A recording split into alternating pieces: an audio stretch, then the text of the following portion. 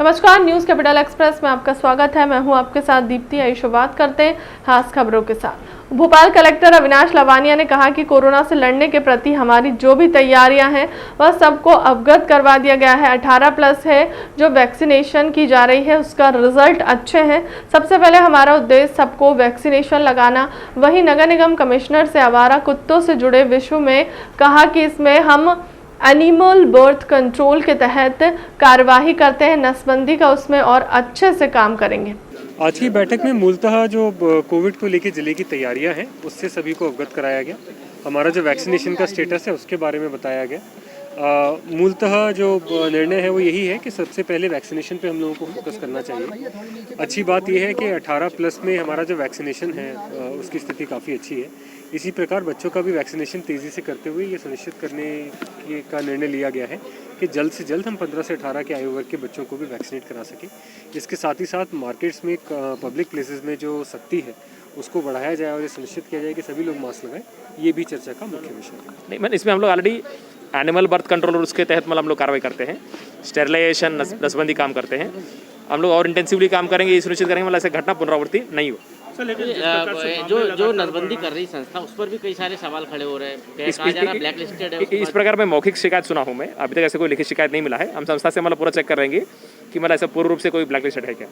पूर्व जनसंपर्क मंत्री और विधायक पीसी शर्मा ने कहा कि पिछले कोरोना के ऑटो बंद से जैसे तैसे ऑटो चालू हुए तो पुलिस और आरटीओ ने फिर बंद करवा दी। हम लोगों ने इसकी लड़ाई लड़ी और कमिश्नर से भी मिले हैं और वकीलों से भी मिले हैं और उनको कोर्ट से भी राहत मिली है और आरटीओ से भी राहत मिली है। इन्हें बधाई देना चाहता हूँ।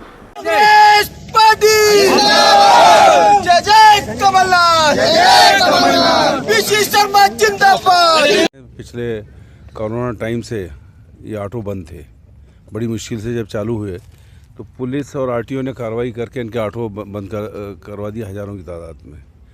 हम लोगों ने लड़ाई लड़ी, हम जो कमिश्नर हैं उनसे भी मिले, कोर्ट के वकीलों से भी मिले कि भाई इनको राहत दी जाना चाहिए। जो हज़ारों के फ़ाइन इनके हो रहे हैं ये फ़ाइन नहीं होना चाहिए और इनको राहत मिले तो वो की राहत दी। माननीय कोर्ट ने भी संज्ञान लिया इस बात का और आरटीओ आयुक्त ने भी संज्ञान लिया और इनको राहत मिली है। तो इनके काम धंधे फिर से शुरू हुए, इनको बधाई देना चाहता हूँ। और जो सील के 100 रुपये लिए जाने चाहिए वो 300-400 लिए जा रहे हैं, ये भी गलत है। इसके लिए भी कल हम वहाँ के जो अधिकारी उनसे मिलेंगे कि 100 रुपये से ज़्यादा जो नियम है उससे ज़्यादा नहीं लिए जाए, इनको राहत दी जाए। किसी तरह के भी चालान वगैरह इनके ये जो भी इनकी फ़िटनेस और सब मामले ये धीरे धीरे होते जा रहे हैं।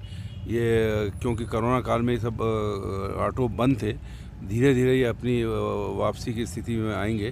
तो इनके साथ रिलैक्स करे शासन और प्रशासन, ये मैं आग्रह करना चाहूँगा आयुक्त आरटीओ से भी और पुलिस विभाग से। 2 दिन काम में कसावट ले जाए। एक रोड मैप तैयार कर रही है सरकार 2023 के लिए। दिक्कत यह है कि समुद्र मंथन हुआ था तो उसमें अमृत और जहर दोनों निकले थे, पर सवाल है कि मंथन में अमृत तो कहीं दिख नहीं रहा है ना। मतलब आज उस पर कोई एक्शन होना भाई, जो आपने किया जब डॉग वाली मामला आया एक्शन क्या लिया। सवाल ये है कि मंथन करके जहाँ भ्रष्टाचार हो रहा है, जहाँ अनियमितताएँ हो रही, उस पर जब तक एक्शन नहीं होगा तो ये समीक्षा रह जाएगी। समीक्षा करते रहिए, जब तक उसका कोई निराकरण नहीं होगा, एक्शन नहीं होगा, तब तक किसी तरह की भी समीक्षा बेकार है। 15 से 18 वर्ष के बच्चों के वैक्सीनेशन में प्रदेश के अव्वल आने पर सभी को बधाइयां। कोरोना काल के बावजूद बेरोजगारी दर सबसे कम रखने में मध्य प्रदेश अव्वल पर है। 12 जनवरी को रोजगार मेला स्वरोजगार मेला निरंतर होंगे। एक साथ 3 लाख लोगों को रोजगार देने की प्रक्रिया होगी प्रारंभ। 15 से 18 वर्ष आयु के बच्चों को वैक्सीनेशन के नंबर 1 रहे हैं। इसके लिए विभाग को, आप सभी को, बच्चों को भी बधाइयां। सबने मिलकर प्रयत्न किया, बच्चों का वैक्सीनेशन पूरा कर देते हैं तो एक बड़ा सुरक्षा चक्र मिलेगा। यह कार्य शीघ्र पूर्ण किया जाएगा। बच्चों के वैक्सीनेशन का काम खत्म हुआ। मुझे खुशी है कि उस वैक्सीनेशन में नंबर 1 पर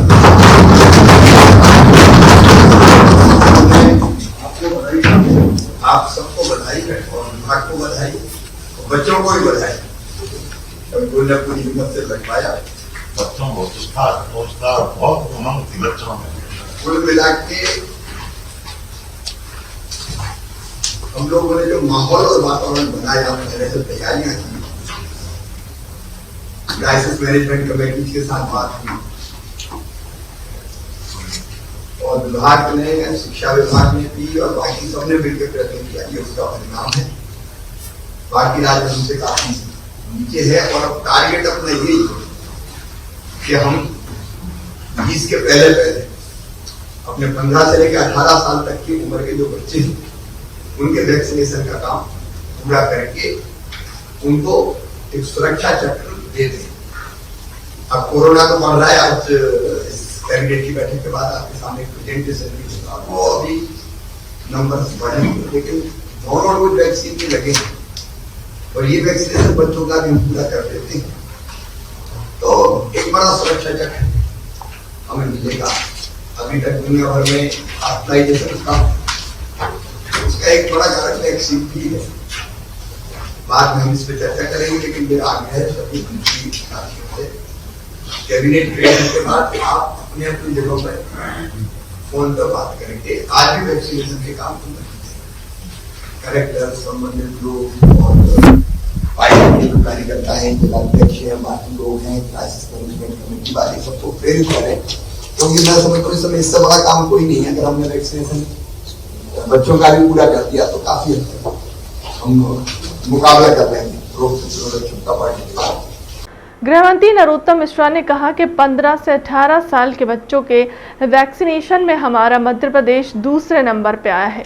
इसी अवसर पे बच्चों को मेडिकल स्टाफ और सभी साथी मंत्रियों और मुख्यमंत्री ने बधाई दी है और दूरी उपलब्धि मध्य प्रदेश की जा रही है। बेरोजगारी में भी मध्य प्रदेश बहुत काम पायदान पर पाया गया है। 2 विषय प्रसन्नतादायी थे आज। एक तो 15 से 18 वर्ष के हमारे जो बच्चे थे, बेटे बेटी थे, उनका वैक्सीन में हिंदुस्तान में मध्य प्रदेश अग्रणी राज्यों में आया है और इसके लिए सभी को, बच्चों को भी, पैरामेडिकल स्टाफ, डॉक्टर, नर्स, हमारे अधिकारीगण, मंत्रिमंडल के साथीगणों को मुख्यमंत्री जी ने बधाई दी और मुख्यमंत्री जी को सभी मंत्रिमंडल ने बधाई दी। दूसरा जो महत्वपूर्ण विषय था वो हमारा मध्य प्रदेश जो रैंकिंग आई है उन राज्यों में बेरोजगारी में हमारे यहां सबसे कम है। रोजगार के अवसर हमारे यहां सर्वाधिक उपलब्ध हुए, जबकि कोरोना काल था। इस कोरोना काल में भी हर क्षेत्र में रोजगार की अवसर, देश की जो रैंकिंग आई उसमें मध्य प्रदेश अव्वल रहा। उसका कारण कि हमने अधोसंरचना के क्षेत्र में 40% से ज्यादा राशि खर्च की, जिससे हमारी अर्थव्यवस्था गतिमान हुई। चाहे वो एमएसएमई का क्षेत्र हो, चाहे उद्योग में क्षेत्र हो, लगातार मुख्यमंत्री जी स्वयं भी बैंकों से बात कर रहे हैं और अब 12 तारीख को माननीय मुख्यमंत्री जी समेत सभी मंत्रीगण अपने अपने स्वयं के जिले अथवा प्रभार के जिले में रोजगार मेला जैसा लगाएंगे, जिनमें हम उनको लोन स्वीकृति जैसे पत्र, रोजगार के लिए उपलब्ध होने वाले संसाधनों के प्रमाण पत्र बांटेंगे और एक साथ प्रदेश में 3 लाख लोगों को रोजगार देने की दिशा में हम आगे बढ़ेंगे। ये अपने आप में एक रिकॉर्ड होगा और मुख्यमंत्री जी ने ये भी कहा है कि इसकी शुरुआत कर रहे हैं, ये लगातार जारी रहे, इसकी व्यवस्था भी लगातार हम करें। मुख्यमंत्री उद्यम क्रांति योजना भी इस तरह से मध्य प्रदेश के अंदर प्रारंभ होने जा रही है। मध्य प्रदेश में जो हमारा आनंद विभाग था, उस आध्यात्म विभाग था, उसे धार्मिक न्यास और धर्मस्थ न्यास में आज परिवर्तित किया गया है। आज कैबिनेट के अंदर जो महत्वपूर्ण निर्णय आने हुए उसमें स्ट्रेंथनिंग टीचिंग लर्निंग एवं रिजल्ट्स फॉर स्टेटस STARS जो इस कार्यक्रम का नाम है उसकी क्रियान्वयन की सैद्धांतिक स्वीकृति आज मध्य प्रदेश में कैबिनेट ने दी है। मध्य प्रदेश अब उन प्रमुख 6 राज्यों में शामिल हो गया इसके बाद में जिनके अंदर यह योजना लागू की जा रही है। एक अच्छी बात ये हुई है जो दूरदृष्टि जो विजनरी सोच मुख्यमंत्री शिवराज सिंह जी चौहान का है उसमें अब आगे की सोच, बिजली की खपत लगातार बढ़ रही है तो पावर प्लांट भी नए लगे। इसको आधार बनाकर आज Madhya Pradesh power generating company की जो चचाई इकाई है वहां पर 660 मेगावाट 1 गुणा 660 मेगावाट वो आज नए लगाने की अनुमति दी है। आप सबको ये विदित होगा कि नया प्लांट जब लगता है तो 2-3 साल का समय उसमें लग जाता है, इसलिए एडवांस सोच लेकर दूरदृष्टि के साथ में किया है। इसी तरह से संचालन नगर और ग्राम निवेश के विभागीय सेटअप में भी संशोधन किया है। अभी तक इस ग्राम निवेश के कार्यालयों के विस्तार पर कोरोना की दूसरी लहर के बाद अब ये लगने लगा कि जो तीसरी लहर कोरोना की होगी वह बच्चों से ज्यादा असर करेगी। लिहाजा इसको देखते हुए जबलपुर स्मार्ट सिटी ने बच्चों के लिए एक खास वैक्सीनेशन सेंटर बनवाया था, जिसको देखकर मुख्यमंत्री शिवराज ने भी तारीफ की थी। आज उसी वैक्सीन सेंटर का प्रभारी मंत्री गोपाल भार्गव ने उद्घाटन किया है। इस दौरान सांसद राकेश सिंह भी उपस्थित रहे। WHO की रिपोर्ट बताती है कि बच्चों में भी हो सकता है असर। मध्य प्रदेश का सबसे सुंदर कोरोना वैक्सीन सेंटर का उद्घाटन करने के बाद प्रभारी मंत्री गोपाल भार्गव ने कहा कि WHO की रिपोर्ट भी बता रहे हैं कि कोरोना की अवस्था की आयु के नौजवानों को संक्रमण हो सकता है। इसके चलते राज्य सरकार कोविड वैक्सीन लगा रही है। आज से इस प्रदेश में अपने और जबलपुर शहर में जिले में जो हमारे युवा हैं, खासतौर से किशोर आयु के बच्चे हैं, वैक्सीनेशन का कार्यक्रम इनका आज से शुरू हो गया। जो WHO की रिपोर्ट है वो रिपोर्ट ये कहती है कि हो सकता है कि बच्चों में या किशोर अवस्था की आयु के जो नौजवान इनमें संक्रमण हो सकता है और इस कारण से एहतियात बरतते हुए अपनी राज्य सरकार ने आज से पूरे प्रदेश में ये वैक्सीनेशन का काम तरुणाई में जो ये हमारे तरुण हैं खासतौर से 13 से 18 वर्ष की आयु के लिए शुरू किया है। और मुझे कहते हुए खुशी है कि हमारे जबलपुर शहर में जो लगभग 208 सेंटर काम कर रहे हैं, आज मैं सेंटर पर यहाँ पर देखने आया हूँ। बहुत ही जोश है बच्चों में और किसी प्रकार की कोई दिक्कत नहीं, कहीं किसी प्रकार का कोई भय नहीं, हिचक नहीं, संकोच नहीं। ये अच्छा लक्षण है। बच्चे ज़्यादा उत्साहित होके और इससे भाग ले रहे हैं। तो मुझे लग रहा है कि यहाँ का जो लक्ष्य है ये 15,000 का था, उससे ज़्यादा आज 18-20 हज़ार हो गया। रात तक और शाम तक जब तक ये कार्यक्रम चलता रहेगा और भी ज़्यादा संख्या हो जाएगी। तो मैं जबलपुर वालों के लिए बधाई देता हूँ और धन्यवाद भी देता हूँ कि वो अपने लिए भी और सरकार का जो लक्ष्य है उसके लिए भी, दोनों के लिए प्राप्त करने को इतना उत्सुक है। और सभी को, जबलपुर ज़िले की जनता को, यहाँ के तरुणाई को, सबको बधाई देता हूँ। और हम एक स्वस्थ भारत के लिए, स्वस्थ राज्य के लिए, स्वस्थ जबलपुर के लिए जो प्रयास कर रहे हैं इसमें मुझे बहुत सफलता मिलती दिखाई। नवनियुक्त एसीपी सचिन अतुलकर ने किया पदभार ग्रहण। इरशाद वली ने सौंपा पदभार। पदभार कर बोले एसीपी सचिन अतुलकर, भोपाल पुलिस ने शुरुआत से अच्छा किया है, कोविड में भी अच्छा काम किया है। भोपाल में अलग अलग प्राथमिकताएं हैं। मैं भोपाल में पहले भी पदस्थ रहा हूं। भोपाल का अनुभव है। महिला अपराध रोकना मध्य प्रदेश पुलिस की प्राथमिकता है। इसके परिणाम भी देख रहे हैं। राजधानी में अपराध पर अंकुश लगाना, बेहतर सुरक्षित वातावरण देना प्रयास है। भोपाल पुलिस ने शुरुआत से ही बहुत अच्छा कार्य किया है। आप जानते हैं पूर्व में भी पिछले वर्ष और इस वर्ष कोविड से भी हम जूझते रहे, उस समय भी काफ़ी अच्छा कार्य किया है और पूरी मध्य प्रदेश पुलिस ने ही बहुत ही अच्छा कार्य इसमें किया है। भोपाल में अलग अलग तरह की प्राथमिकताएं हैं। पूर्व में भी यहाँ पे मैं पदस्थ रह चुका हूँ, तो उससे मुझे अनुभव है। और जो भी पुलिस मुख्यालय और शासन की प्राथमिकता होती है उसके अनुसार विभाग कार्य करता है, और वही मेरी भी कोशिश रहेगी कि पूरा मैं अपना इसमें डेडिकेशन दे पाऊँ और कार्य कर पाऊँ। देखिए, ऊपर जो अधिकारी बड़े हैं तो उससे आप जानते हैं कि क्योंकि अपराध की संख्या इतनी ज़्यादा हो रही है, तो उससे एक पर्यवेक्षण और बेहतर हो पाएगा। जो बल निचले स्तर पर है, थाना स्तर पर है, उसका भी समुचित उपयोग करना एक चैलेंज रहता है।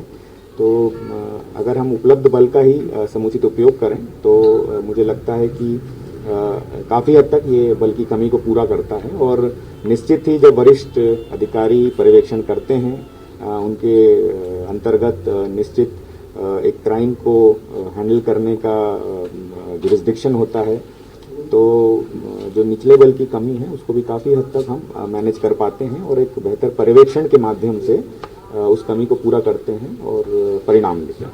विधायक आरिफ मसूद ने कहा कि सूर्य नमस्कार पर मैंने पहले भी सुप्रीम कोर्ट में याचिका लगाई थी और मुस्लिम पर्सनल लॉ में भी यही लिखा है कि हम किसी भी इबादत नहीं कर सकते इस तरह से, और उच्च न्यायालय से इस पारित आदेश भी जारी करा रहा था जिसको ऑप्शनल रखा गया है। नहीं, बड़ा स्पष्ट कि सूर्य नमस्कार के लिए जब पहले भी मध्य प्रदेश सरकार ने लागू करा था स्कूलों में, तब मैंने हाई कोर्ट मध्य प्रदेश उच्च न्यायालय में याचिका लगाई थी। और कोई भी, क्योंकि मुस्लिम्स की शरीय जो मुस्लिम पर्सनल लॉ है उसके अंदर साफ साफ है कि हम किसी की इबादत नहीं कर सकते। और सूर्य नमस्कार में कुछ जगह पर ऐसे अल्फाजों का उच्चारण है जो इबादत के रुख लेता है। तो मुस्लिम पर्सनल लॉ बोर्ड भी वही बात कह रहा है और हम लोग भी पहले से वही बात कहते आए कि ये अनिवार्य नहीं होना चाहिए, जिसको करना है वो करे, लेकिन इसका वो नहीं होना चाहिए। मैंने माननीय उच्च न्यायालय जबलपुर से उस समय में एक रेट भी लगाई थी जिसपे माननीय उच्च न्यायालय ने आदेश दिया था और उस आदेश पे इसको ऑप्शनल लगाया था। लेकिन बीजेपी तो तर्क दे रही है कि ये तो एक एक्सरसाइज की तरह विटामिन डी मिलता है सूर्य नमस्कार करने से, इसमें क्या फर्क है? ना, एक्सरसाइज कराओ, मन से जो उच्चारण हो रहा है, जबान से जो उच्चारण हो रहा है वो कैसा हो रहा है? जबान से उच्चारण होगा तो वो हम कैसे करेंगे और क्यों बाध्य करना चाह रहे हैं? अगर बीजेपी ये चाहती है कि सही में उनका रुख एक एक्सरसाइज कराने का है, वो विटामिन देने का है, तो उसके लिए उसको योगा में भी तो आप कर रहा हूँ ना, कंपलसरी क्यों करना चाहते हो? वो रीजन समझ से पड़े। तो आप नहीं चाहेंगे कि ना हो? बिल्कुल ऑप्शनल होना चाहिए। मैं अभी भी कहूंगा कि वो ऑप्शनल रखा जाए और मुस्लिमों पे उसका बंधन नहीं होना चाहिए। तो ये आप मुस्लिम पर्सनल लॉ बोर्ड के वर्किंग कमेटी के मेंबर की हैसियत से बोल रहे हैं या कांग्रेस विधायक की हैसियत से? मैं दोनों हैसियत से। मुस्लिम पर्सनल लॉ बोर्ड के जो हमारे खालिद रशीद साहब हैं, जिन्होंने ये खालिद सैफुल्लाह साहब ने ये कल उनका पत्र जारी हुआ पूरे देश में, मैं उसका भी समर्थन करता हूँ और मैं अपनी तरफ से भी ये बात कह रहा हूँ। कुछ और बीजेपी के नेता बोल रहे हैं कि आप सूर्य को नहीं मान रहे, चांद को तो मानते हैं। हम आसमान वाले को मानते हैं, यही तो फर्क है। ये 4 जगह 5 जगह बांटना चाहते हैं, हम कहते हैं मालिक एक है। अच्छा ही तो अंतर है, बड़ा झगड़ा थोड़ी है। कंट्रोल रूम नगरीय प्रशासन मंत्री भूपेंद्र सिंह की बैठक। नगरीय प्रशासन मंत्री भूपेंद्र सिंह ने कहा कि जिला क्राइसिस मैनेजमेंट कमेटी की बैठक नए पुलिस कंट्रोल रूम में चल रही है। बैठक में मंत्री भूपेंद्र सिंह, विश्वास सारंग और पूर्व मंत्री पीसी शर्मा और कलेक्टर सहित कई अधिकारी मौजूद रहे। बच्चों के वैक्सीनेशन और कोरोना की स्थिति को लेकर बैठक में हो रही है चर्चा। देखिए, आज भोपाल जिला की क्राइसिस मैनेजमेंट की हमारी बैठक हुई है और क्राइसिस मैनेजमेंट की इस बैठक में हम लोगों ने जो कोरोना की वर्तमान स्थिति है भोपाल ज़िले में, उसकी पूरी समीक्षा की है। संभावित तीसरी लहर को लेकर जो हमारी तैयारियां हैं भोपाल ज़िले में, उस पर हम लोगों ने विस्तार से चर्चा की है और लगभग हमारे पास इस समय 8,500 बेड उपलब्ध हैं। ये हमारी तैयारी है। सभी हमारे ऑक्सीजन प्लांट काम कर रहे हैं। बाकी जो व्यवस्थाएं आवश्यक हैं वो सारी व्यवस्थाएं है, इसकी पूरी तैयारियों की हम लोगों ने समीक्षा की है। साथ ही यह भी निर्णय लिया है कि लोगों को जागरूक करने के लिए हम अपील भी करेंगे, प्रशासन अपील करेगा। माननीय मुख्यमंत्री जी ने भी क्राइसिस मैनेजमेंट की टीम को पूरे प्रदेश में संबोधित किया है, वही भी अपील कर रहे हैं। हमारे बाकी भोपाल से विश्वास जी हैं, बाकी लोग हैं, पीसी शर्मा जी बैठे हैं, सभी लोग इसके लिए प्रयास कर रहे हैं। और साथ ही हम लोगों ने ये तय किया है कि कल से भोपाल में मास्क को लेकर अभियान चलेगा और जो लोग भी बिना मास्क के मिलेंगे उनकी चालानी कार्रवाई, जुर्माने की कार्रवाई प्रशासन करेगा। कल से ये मास्क की मुहिम चलेगी। साथ ही हम लोग ये भी देखेंगे कि अब अनावश्यक क्राउड इकट्ठा ना हो कहीं पर।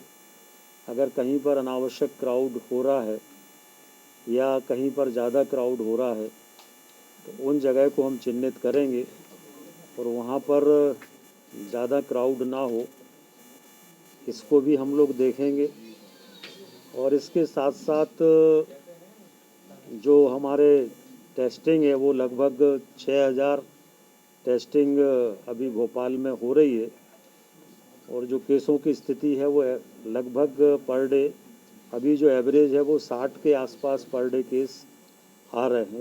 इसलिए अब ये स्पष्ट है कि कोरोना आ चुका है और अब हम सबको अपनी सुरक्षा का ध्यान रखना पड़ेगा। सरकार जो प्रयास कर सकती है वो सारे प्रयास सरकार कर रही है, पर हमें अपने जीवन की सुरक्षा के लिए हम सबको सतर्क रहना पड़ेगा।